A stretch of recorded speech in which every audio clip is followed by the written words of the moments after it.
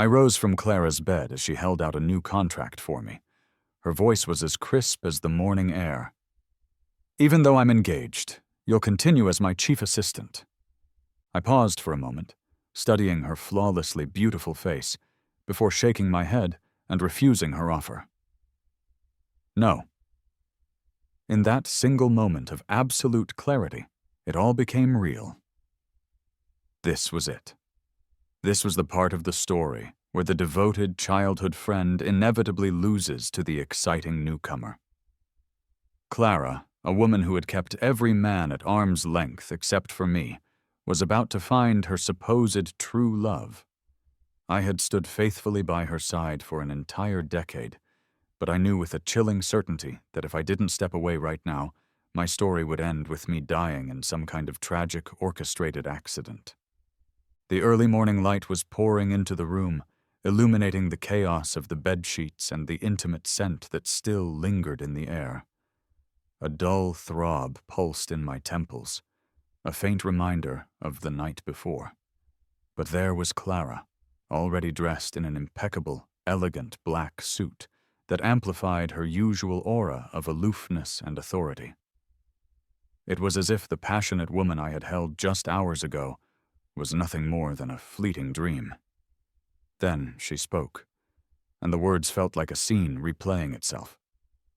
"Leo, I'm getting engaged." Her next statement was also an exact echo of the words I'd heard in my premonition.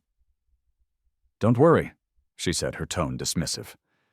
"It's just a formality to appease my family. I have no intention of actually marrying Julian." She placed a document neatly on the nightstand in front of me, her voice shifting back to its familiar, commanding tone. "This is the renewal contract for your position as my assistant. Take a look at it." My hand felt heavy as I clutched the crisp sheet of paper, my fingers slowly reaching for it. The terms and conditions printed on the page were a complete blur. The dream had been so unnervingly vivid, a horrifying glimpse into a reality where this world was a novel and Clara was its decisive, powerful heroine. For so long, I had foolishly believed I was the leading man in her story. For 10 years, there had been no other man who had gotten close to her. We had traveled the world together for work, wandered through unfamiliar city streets on our days off, and spent every single holiday in each other's company. A year ago, she had asked me to move in with her. I slowly left traces of my life all over her sprawling penthouse, from reorganizing her perpetually messy bookshelf to replacing the flowers in the vase with fresh lilies every few days. On lazy Sunday afternoons, we would often curl up together on the large recliner, sipping hot tea and flipping through the pages of financial journals. When I had a rare moment of free time, I would make her favorite dumplings from scratch, and she would always playfully steal half of them directly from my plate. But sadly, I now understood this story was not about us. It was about how the deep, steady bonds of childhood are destined to lose to the sudden spark of a newcomer. The moment Julian Beaumont appeared, everything began to spiral downward. I saw a new kind of flicker in Clara's eyes when she looked at him, something I had never seen in all our years together. "What's wrong?" Her gaze was fixed on me now, a sliver of concern in her otherwise composed expression. I swallowed hard, forcing myself to remain calm. "I can't sign this," I said, my voice steady. "I don't want there to be any misunderstandings with your fiancé, Julian." She frowned slightly, a subtle shift in her perfect features. Her tone became more assertive. "Leo, you're 26 years old. Stop this childish behavior. You will always hold the most important place in my life." Later, sitting in her Maybach, Clara was as composed as ever, her side profile looking cold and beautiful as she expertly navigated through traffic. My mind kept drifting back to the terrifying details of the dream. We pulled into the reserved parking garage beneath the company headquarters. and Clara stepped out of the car with her usual grace, heading straight for the private elevator. I followed a few steps behind her, just as I always did. Suddenly, an energetic young man came running toward us. "Hello, Clara. I'm Julian Beaumont. Mrs. Thorne sent me to be your new assistant so I can get acquainted with the business." His smile was charming and a little playful. Clara's typically stern gaze seemed to soften the moment it landed on him. "Yes, of course," she said. "I'll have Leo take care of that for you." To my utter shock, a gentleness I had never witnessed before appeared on her face. Julian then turned his attention to me, his grin widening. "So, you're the famous chief assistant of Thorne Industries, Leo. I hear you're quite accomplished. You speak 4 languages and have been in major negotiations right alongside Clara. You know, we went to the same university," Julian continued, his tone light and conversational. "We worked on a few projects together. Now I'm back, joining the Thorne family business to help Clara grind it out." He proceeded to ask me a stream of questions, each one a subtle test, probing the boundaries of my relationship with Clara. "A guy like you, always around such a remarkable woman. Doesn't your girlfriend get jealous?" I managed a polite smile, meeting his gaze calmly. He was lively and bold, and it didn't take a genius to figure out he was the marriage candidate chosen by the matriarch, Mrs. Thorne, for her granddaughter. A sharp pang resonated in my stomach. I excused myself and went to the executive washroom, splashing cold water on my face. When I came out, Julian was there, adjusting the collar of his designer shirt. He sneered at me. "My father always says that some men will try to cheat their way to the top, screwing around for personal profit." Before he walked away, he deliberately slammed his shoulder into mine. In that instant, the full, horrifying storyline from my dream flooded my mind with perfect clarity. In that other timeline, Clara was pregnant with my child. I had foolishly thought that our years of history and the baby we were expecting would be enough to hold us together. But Mrs. Thorne did not approve. She pressured Clara to have an abortion to avoid tarnishing the family's prestigious name. "Leo," Clara had said, knowing that I had been raised by my grandmother and had always dreamed of having a family of my own. "We will have other kids." I had planned to fight for custody, to become a single father. But before I could, Clara had a tragic accident, and both the child and her ability to ever have children were gone. She told me the news with a matter-of-fact coldness. "Leo, I can't marry someone who will just drag me down. And besides, I can't have children anymore. But don't worry, I'll keep you by my side forever." She went on to marry Julian in the city's most extravagant wedding, while I was kidnapped by one of the Thorne family's business competitors. I called her phone over and over again, but there was never an answer. My life ended in a desolate seaside warehouse, my body sealed into a concrete pillar, and then I simply vanished.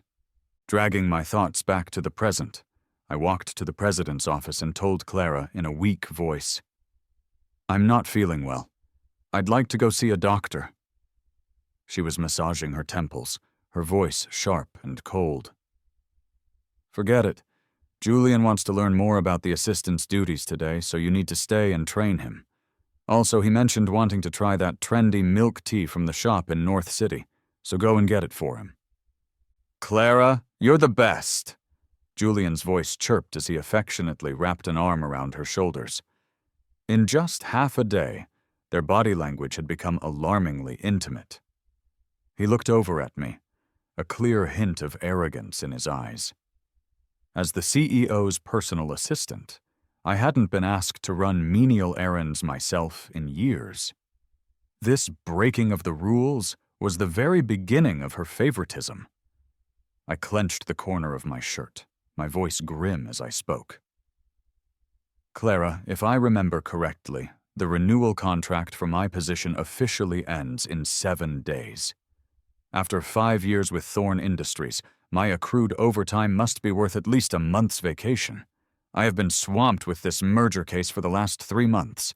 I'm genuinely exhausted, and I want to leave early. I blurted it all out in a rush. Clara gave me a steely, piercing look. With eyes like that fixed on you, you would feel as insignificant as dirt on the ground.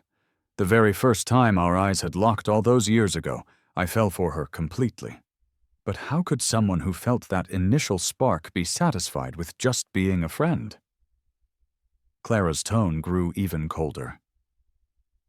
Leo, the company has invested a significant amount in training you. With us being so short-staffed at the moment, I will not allow you to resign. I forced a tight smile. I remembered a time I had gone to the Northeast with her to seek investment, only to hit a dead end in the freezing wilderness. In the bone-chilling wind, the two of us huddled together for warmth beside a sheltered nook of snow. Her face was close to mine, her voice hoarse and frosty, but filled with an unwavering resolve. Leo, once I finally hold the reins of this company, I promise to give you the very best of everything. But now, her words were laced with the same authority, but this time it was mixed with a detached concern for the company's interests. People change. Relationships are fragile. I once thought that if I were chosen firmly by Clara, no matter what difficulties we faced, I would fearlessly take on anything for her. Now, all I wanted was to have no more entanglements with her. I ended up going to the hospital anyway. The doctor informed me that my acute gastroenteritis was likely caused by excessive stress. As I was leaving, he advised me to get some proper rest. Just then, my phone rang. It was Clara. She asked how I was feeling. As I was about to reply, Julian's ostentatious voice came through the line. Clara, weren't you going to take me to eat at that place, Yaju Courtyard? My strength instantly drained away. That was a hidden, exclusive club in the heart of the bustling city. They served a particular dish of braised spring bamboo shoots, which had been Clara's late mother's favorite. She had once told me that she would only ever take me there. I could hear Julian playfully mumbling something, and then Clara imitating a clumsy attempt at a gentle tone to soothe him. The call was abruptly disconnected. They had known each other for less than a day, and yet they were already hitting it off so well. It seemed that romance truly did overrule reason, and feelings trumped principles. I lifted a hand to my face and felt the wetness of tears streaming down my cheeks. As I was leaving the hospital, I noticed a commotion near the entrance. A burly woman was wielding a sharp knife, aiming it at a tall woman in a white coat who was instructing a patient on post-op precautions. The moment I saw that striking, exquisite face, I recalled a scene from the dream. Without a second of hesitation, I rushed forward. I forcefully shoved the woman in the white coat aside and felt a sharp, searing pain as the knife slashed across my arm. The crowd cried out and quickly subdued the attacker. Dr. Evelyn Reed had narrowly escaped. She was an acclaimed, top-tier international surgeon who had defied her family's plans for her to inherit their business, having just returned from practicing abroad. She was also Clara's best friend. In the dream, Evelyn's wrist had been slashed in the attack, and she could never hold a scalpel again. In a month, my grandmother would be diagnosed with a rare disease. Without proper treatment, she would pass away quickly. I wanted to protect Clara's unborn child, but I also didn't want to helplessly watch my only family slip away from me. I had met Evelyn a few times when Clara had taken me on trips abroad, so we were acquaintances. Evelyn personally bandaged my arm. Leo, I don't know how to thank you. I'll tell Clara about this and make sure you get a very nice gift. There's no need to inform Clara, I said. I saved you, but not for her sake. Evelyn looked at me, surprised, her expression skeptical. Over the years, I had done countless things for Clara, from negotiating deals over drinks and tackling difficult clients to mingling in high society circles on her behalf. I had also regularly sent carefully chosen gifts to all of her friends, Evelyn was no exception. Thinking of my grandmother's impending illness, I asked her earnestly, "Dr. Reed, could you promise me one thing?" I needed to go back to Clara's penthouse to pack up my belongings. When I tried the door, the fingerprint verification failed. As I stood there, hesitating, the door swung open. Julian's handsome face appeared. "Leo, what brings you here?" Before I could speak, Clara walked out from behind him. "Is there an important document that I need to sign this late at night?" Julian chuckled. "Leo is so dedicated. He said he felt unwell and wanted to resign this afternoon, yet here he is at the boss's house in the middle of the night." His words were a clear accusation, painting me as untrustworthy. Clara apparently didn't catch the insinuation and affectionately touched his face. I held back the bitterness rising in my throat, striving for a calm tone. Yesterday, I accidentally left some of my identification here. Julian showed an "I knew it" expression, and playfully pinched Clara's waist. "I told you I could never tolerate this. In the future, when we're married, you must promise me you'll replace your assistant with a female one." Awkwardly, I entered the house. Looking around, I saw that the cups and pillows I had once purchased were all gone. I quickly retrieved my passport and ID. Before I left, Clara stood there in her sharp suit, her sleeves uncuffed, leaning against the doorframe. "Julian is still young. I'm concerned he might complain to the elders and cause trouble for you." I understood the undertone in her voice. "Got it." I booked a ticket back to my hometown for the next morning. The countryside was peaceful at dusk. My grandmother was sitting in an old wicker chair in the yard, a basket piled high with freshly dug green wild herbs beside her. The moment she saw me, she quickly stood up. "Leo, you're finally back?" Disregarding the herbs that spilled onto the ground, she pulled me into a tight hug. My eyes watered, filled with a profound sense of guilt. I hadn't been back to see her in 2 years, and she looked thinner, her back even more hunched over than I remembered. She gripped my hand firmly, as if she were afraid I would disappear if she let go.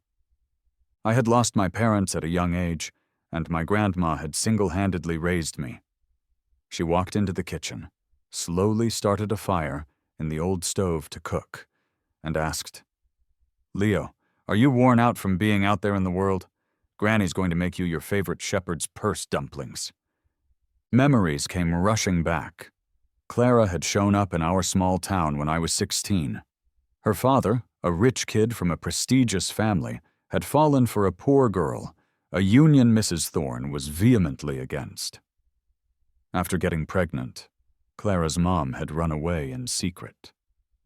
Clara's father followed the family's plan, married another woman, and never had any other children. At some point, that woman found out about Clara and her mother and began to make their lives miserable.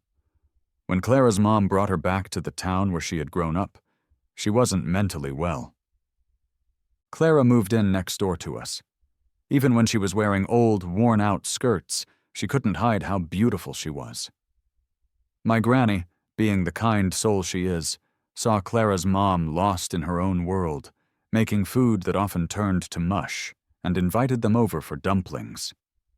Each dumpling wrapper flew out from her skilled hands perfectly, filled with the freshest spring shepherd's purse and egg filling, juicy and delicious.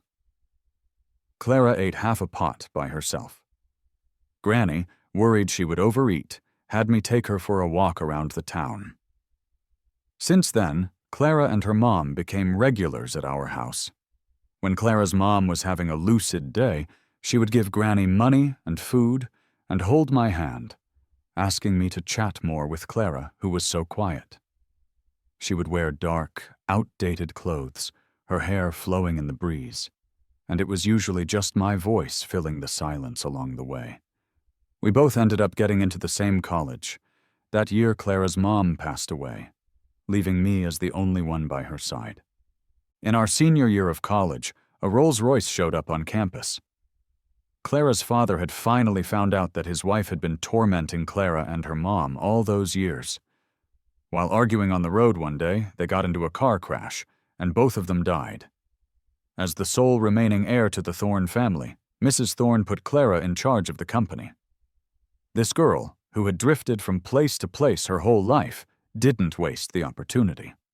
But when she first got to Thorne Industries, it was a complete mess. I suspected that Mrs. Thorne, who cared so much about family ties, must have been desperate. Otherwise, she wouldn't have given the family business to a child from such an unknown background. Clara worked incredibly hard. With a great natural sense for business, she managed to get things under control in just 2 years. It wasn't easy, and I stood by her through it all. After she made a name for herself, many men, whether willing or not, approached her. She always kept a cool distance from everyone and everything around her. I thought I was different. I chuckled at my own foolishness. With no late-night emails from different time zones to answer, no sudden flights to book, and no alarms set to a specific time, I finally got a solid night's sleep. The next morning, Granny refried last night's leftover dumplings. The skins were crispy and golden, with the tender shepherd's purse filling inside. They were so good you'd think your eyebrows had fallen out. She looked at my now sharp chin and sighed. "You say life is bitter? It's as sweet as shepherd's purse. I know you like that girl, Clara, but you've seen how her own mother's life turned out." Granny had been a language teacher her whole life. She was trying to remind me that some paths in life just don't cross.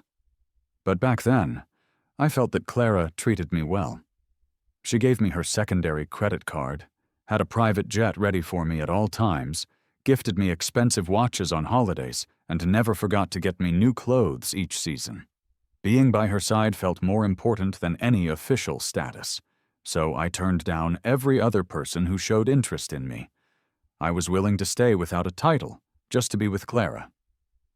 Thinking back on it now, she had never once even confessed her love for me. The phone rang. It was Clara.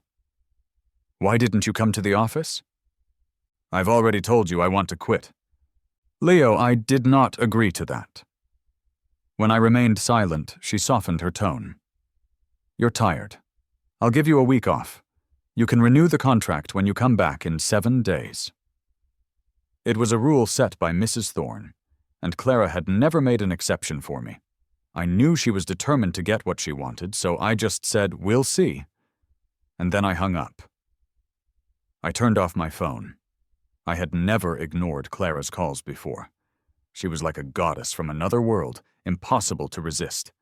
This was our fate. But now, I had to be the one to cut the ties that held us together.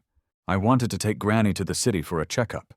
She gets carsick and seasick and dreads long trips. I called Evelyn. She was incredibly patient, doing a video consultation with my grandmother and urging me to get her to a hospital as soon as possible.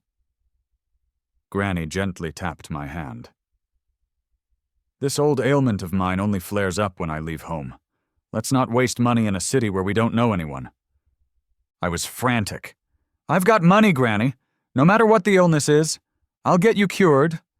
Unexpectedly, Evelyn arranged for a medical helicopter. In just half a day, we reached the city 1,000 kilometers away. Everything was already set up for my grandmother's checkup. I thanked Evelyn repeatedly, but she just looked at me silently, her eyes unreadable. I didn't think much of it and quickly asked, "What's my grandma's condition?" "It's not looking good," she said softly. "This is a rare disease, and it's very difficult to treat." My legs turned to jelly. I felt the world spinning around me. Evelyn patted my shoulder, comforting me. "I will do everything I can. You should spend as much time as you can with her these next few days." I took a deep breath, forcing a smile. I hired a private caregiver and returned to the small apartment I had bought a few years ago.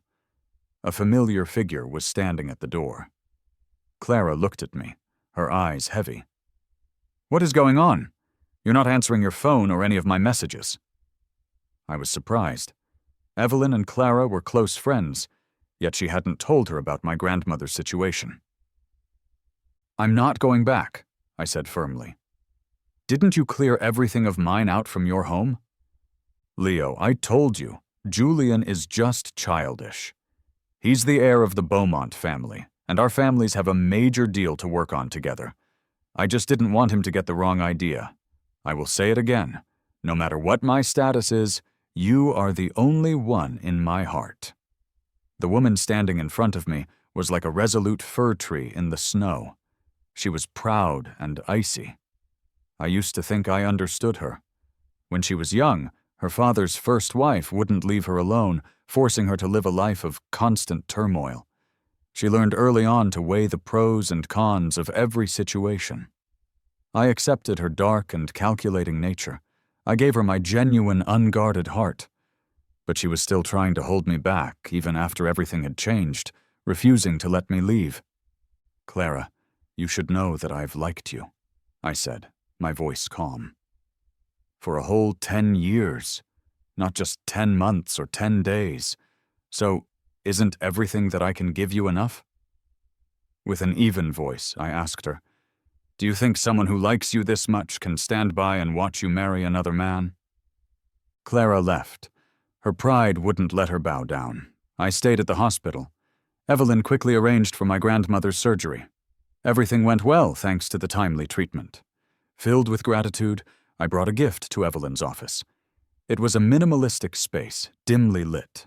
Evelyn's long, elegant fingers were touching a surgical knife, gently and affectionately, as if it were her closest companion.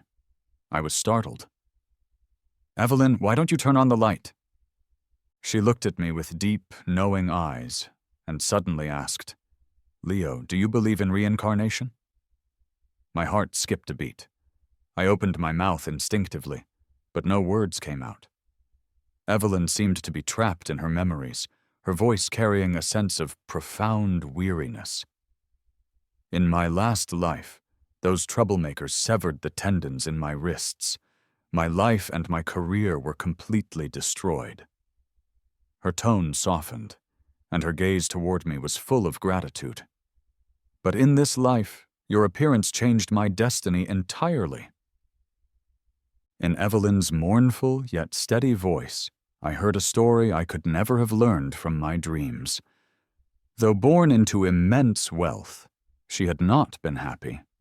Her mother had purposely left her sick father locked in a basement when taking her out one day. A fire broke out, killing Evelyn's father. In less than half a month, her mother moved in a lover and his child. Evelyn felt an immense sense of guilt, thinking that if her father hadn't been sick, maybe her childhood would have been better. She was determined to become a doctor and use her life to heal the wounds of her childhood. However, after her wrist was ruined in her past life, she returned to her original despair, completely becoming an outcast in her own family. Even her best friend Clara drifted apart from her after seeing that Evelyn would be unable to operate on Julian's father. Evelyn fell into a severe depression.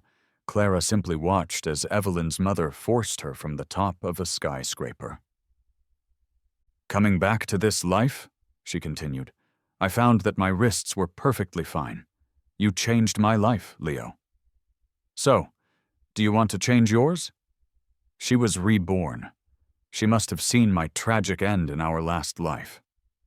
With the experiences of 2 lifetimes and my revealed knowledge of the plot, Evelyn understood that her father's death had been suspicious. Her father had funded her mother's business venture.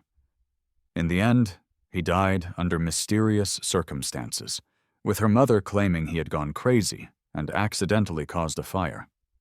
After Evelyn and her father died, the lover's son inherited everything, and Evelyn's mother became a prominent figure in society. Greedy for profit during Clara and Julian's grand wedding, Evelyn's mother's family brought lavish gifts to a table right next door. My finger cut a bloody trace on my palm. I had anticipated Clara's cold indifference, but I never expected her to abandon even a decade-long friendship. Covering my inner grief, I asked Evelyn for her thoughts. You know business, having been so close to Clara. She hoped I would help her seize her mother's company, splitting the profits with me. I agreed. Expertise matters. Evelyn had devoted herself to medicine and didn't have much time for business.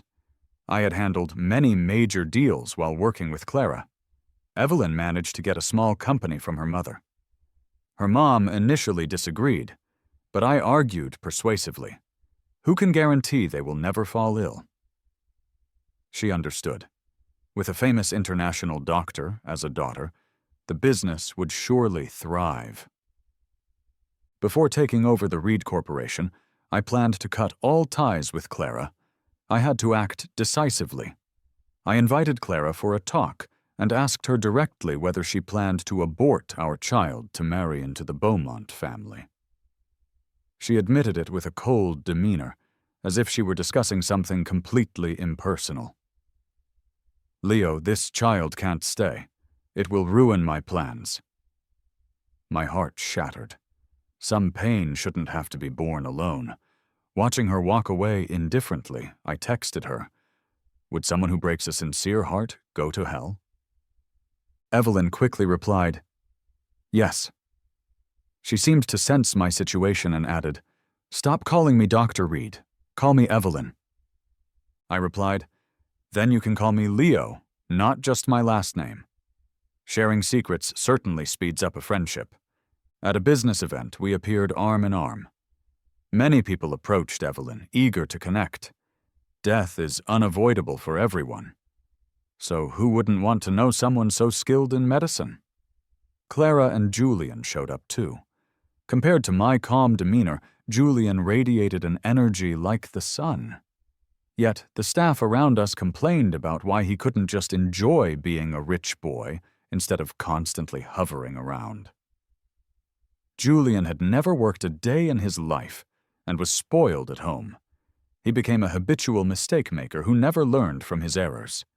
He added a ridiculous amount of sugar to his coffee, and Clara, who dislikes sweets, could only smile indulgently when she drank it. He messed up the data on an important document, making a client unhappy, but then shifted the blame onto his colleagues in the assistant department. He could do absolutely nothing and still take credit for other people's work. Yet he desperately wanted Clara to think highly of him, so he tried to do everything himself.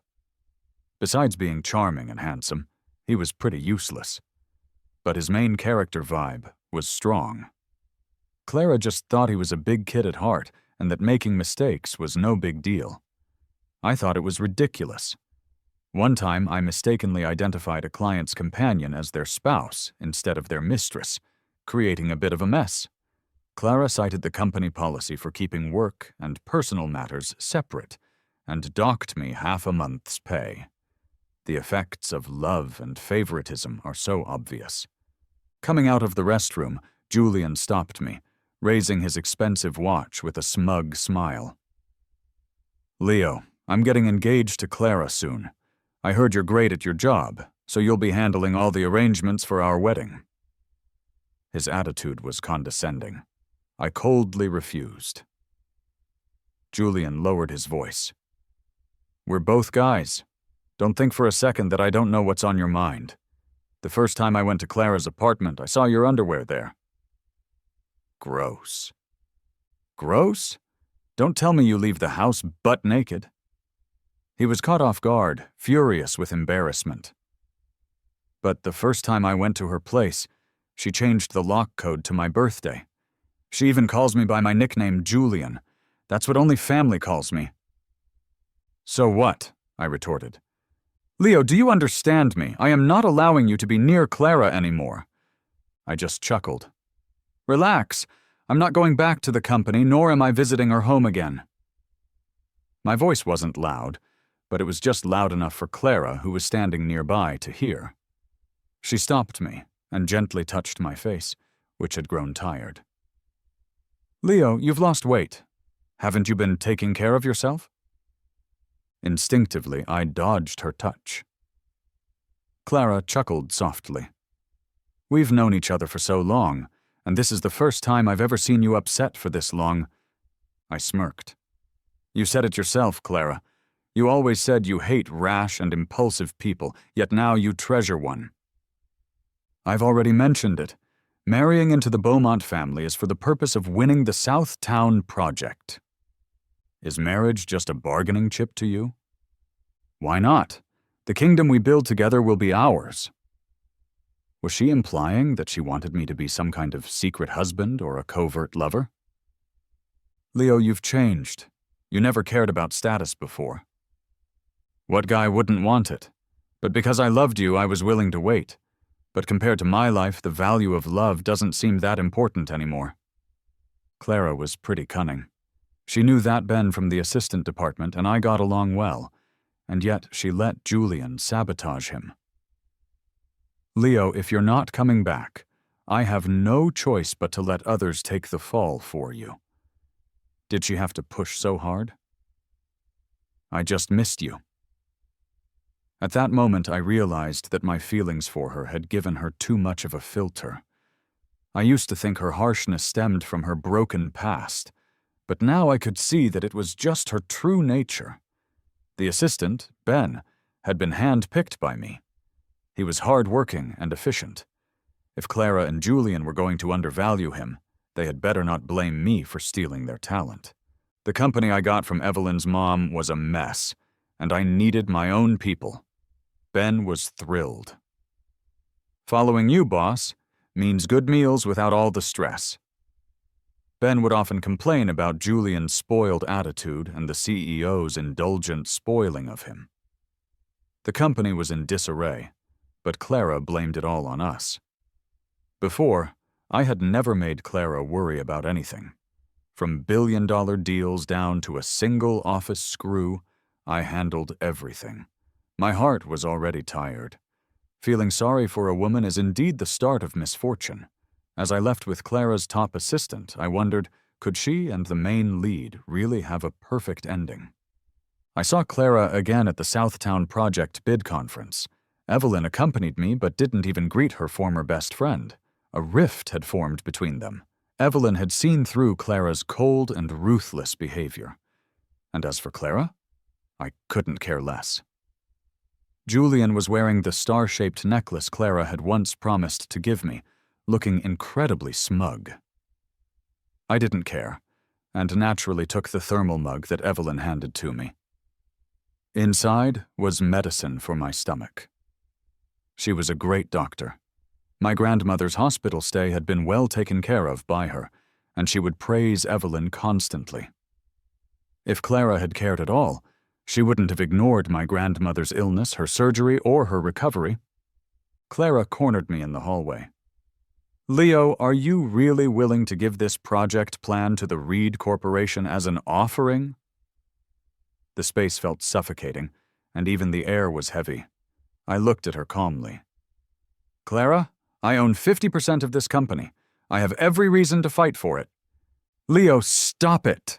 Evelyn only wants to use you as a pawn against her mother. She could never be sincere with you.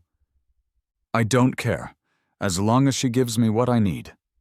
Following Clara, I could only ever be an assistant, offering jobs to vice presidents and directors to win people over, all to show Mrs. Thorne that I wasn't aiming for the top, whether it was being a husband or the first in command visibly by her side. I remember the aching spine I had at night from too much work, the long work memos in my notes, and my relationship with Clara, forever kept in the shadows. I took a deep breath. Clara, you build your walls so high, but hope that someone brave enough will climb over them to love you. You only love the selfless version of me. She paused, a hint of helplessness in her voice. Leo, I thought you didn't care about these things before, but if you had asked, I would have given anything to you. That's not it. If you have to ask for it, it's pity, it's charity, but it's not true love. I successfully secured the Southtown project. I couldn't have done it without Evelyn's help. She performed surgery on a top-notch investor and gained his favor and support. Evelyn's mom was pretty impressed. She wanted to use her eldest daughter to gather more resources. Evelyn agreed on the surface, but she was secretly following my plan and made plenty of extra demands. With her second chance at life and my knowledge of the plot, I expanded the company in no time. We both knew that if this world revolved around the male and female leads, we had to strip them of their halos to give the NPCs a chance to breathe. Evelyn asked me, "You've had feelings for Clara for years. Can you really let go?" I looked up at her probing eyes and said slowly, "No one waits around forever." Lately, Julian had been trying to trip me up. He spread rumors in high society, claiming I was sleeping with different women to secure deals. The stories seemed detailed, and some even had photos. One photo was from a time when Clara's company was in crisis. A major client of hers had asked me to accompany them up north for business talks, and we had spent 3 days and 2 nights alone. I chuckled softly. In her eyes, I might have been tainted all along. Otherwise, how could Julian know about something so private? Clara was still Clara. She thought I had latched on to Evelyn, and she would rather ruin my reputation to sever the ties between us. Her love was too shallow, too cheap. Don't trust someone you doubt. I just realized it too late. I couldn't blame others. Evelyn removed her coat and draped it over me. "I believe in you," she said. Clara accompanied Julian to the hospital for a checkup. When our eyes met, she turned her face away, looking a bit uneasy. Upon seeing Evelyn, Julian immediately rushed over. "Evelyn, my dad's sick. The dean says your skills are among the world's best. Keep your schedule open so you can focus on my dad's surgery." He assumed Evelyn would agree because of her connections to Clara. "Sorry, my schedule is fully booked for the year," Evelyn replied calmly, then turned to do her rounds. Julian was furious and chased after her. I ignored her escape and his chase. I was about to pack up some wontons for my grandma when someone pulled me aside. "Leo, why didn't you tell me your grandma was sick?" "Grandma's been in the hospital for half a year. If you cared at all, you wouldn't be this clueless." Clara, dressed in a handmade black suit dress, had creases on her collar, no longer perfect like before. Honestly, her face had once deeply attracted me. Even my grandma, who was wise to people, had said that Clara's nature might let me down. I was like a moth to a flame. Clara smirked coldly. "Just because Evelyn saved your grandma, you'd devote yourself to her and oppose me?" Her eyes instantly turned murderous. I looked at Clara, disappointment filling my eyes. "In your hardest times, it was my grandma who paid your tuition and cared for your mom in the hospital. Many people in this world had shown her kindness. Unfortunately, some people only remember the bad." I stopped talking. Silence wasn't the absence of emotion. It was the feeling that there was no point in continuing. Being by Clara's side, I wasn't without growth. The drinks I've had, the tables I've negotiated at, the late-night plans I've made, even the clients I've dealt with have all become my resources. Of course, I can't forget how easily enemies shoot themselves in the foot. Clara's assistant department lost some capable staff. Julian is a jealous guy. To him, every tall and handsome young male employee was a rival. In the company, Clara had always held the reins, and I had overseen personnel. But this time, a rich kid with no work experience started meddling with company policy. It marked the beginning of the downfall.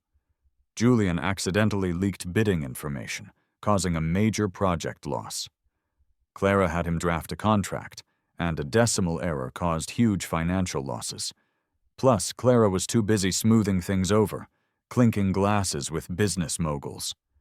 In Julian's eyes, his goddess was being coveted by other men.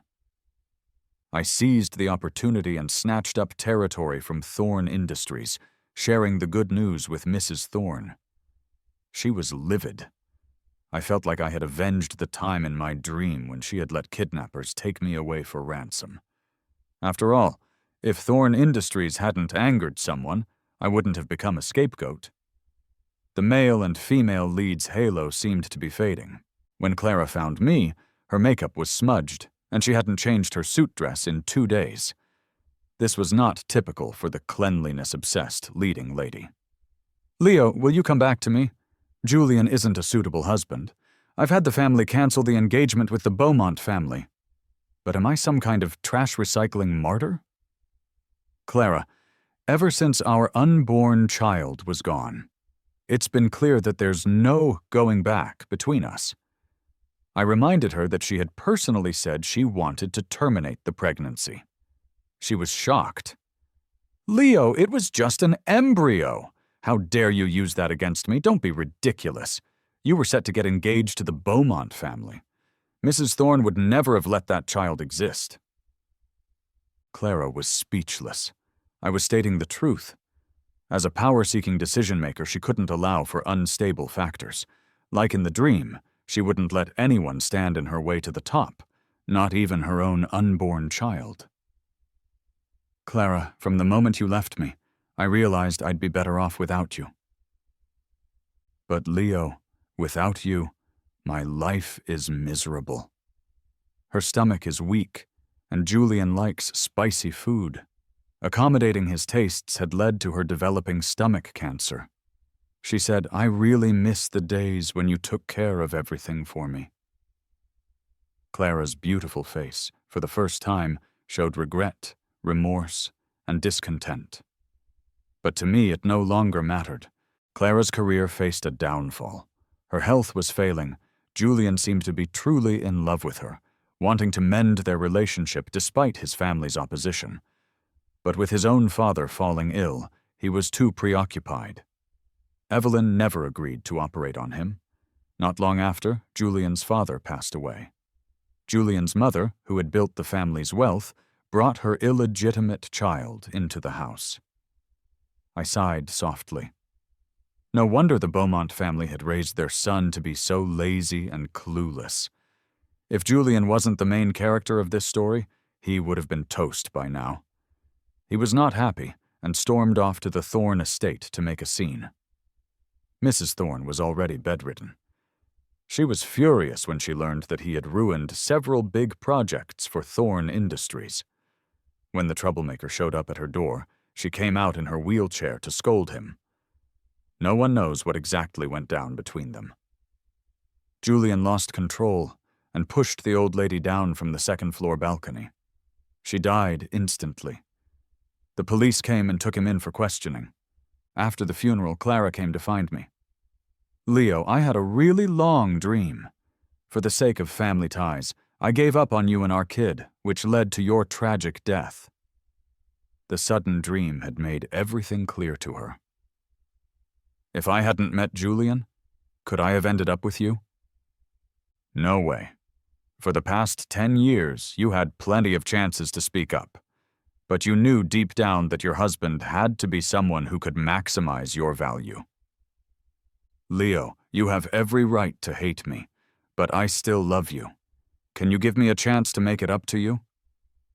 "Clara, 10 years of my devotion, and I never even got a title. Loving someone like you just cheapens everything." People often can't see the situation clearly when they're in the middle of it. It was like a splash of cold water had finally woken her up. "I'm sorry. I was just so focused on climbing up that I ignored you." "Forget it. The reason you can't let go is that I appeared in your darkest times and won your heart with my sincerity. But you know what? Even the deepest love will grow weak and eventually run out." Clara died by suicide. She lay in the bathtub with a deep cut on her wrist. Before she left, she sent me a message to apologize and left me her remaining assets. I turned around and donated all of them. After taking over Thorne Industries, I had the power to confront Evelyn's mother, so I pushed forward with our plan. Evelyn was thrilled and handed over the management rights of her family's company to me. We got married in due course and had a set of twins. She is still a workaholic, wielding her scalpel and saving patients all over the world. I'm also super busy, but I always make time every day to play with our adorable kids. My grandma holds 2 little toys in her hands, lovingly helping us take care of the children. "Leo," she said to me one day, "not pinning everything on one tree has brought you great fortune." Once I learned to love myself above all else, the wheels of destiny started turning in my favor. And with that, I defied my fate.